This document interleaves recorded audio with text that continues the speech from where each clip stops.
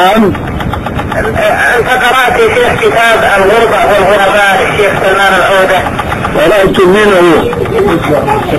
وما رأيك في هذا الكتاب يا شيخ؟ فيه وفيه. مثل المسألة يا شيخ. من الصعب علي الآن أن أستحضر لأني لست قريب عهد به. بارك الله فيك يا شيخ. وفيك. لا لنا يا شيخ. لكن أنا أنصحك أنت وغيرك سواء كنت له أو عليه ألا يتعصب أحدكم على أخيه المسلم، لأنه ما منا من أحد إلا كما قال الإمام مالك إلا رد عليه إلا صاحب هذا القبر.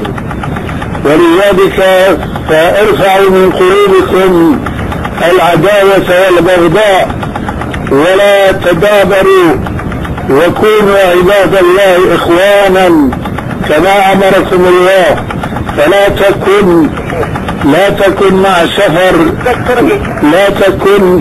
مع سفر ولا مع سلمان ولا مع عمر ولا تكن عليهم مع الدكتور ربيع ولا مع غيره ممن هم في خصام مبين الآن في بعض المسائل التي تعتبر مسائل فرعية وقع في مثلها الخلاف قديما بين الصحابة والذين جاءوا من بعدهم، ومع ذلك ما كان ذلك سببا بالفرقة والعداوة والبغضاء بينهم، والتاريخ يريد نفسه.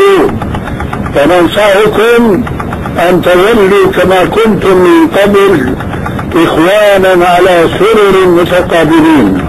بارك الله فيك وأحسن إليك يا شيخ. وإليك إن شاء الله. والتلميذ لك بكتب الحقيقة.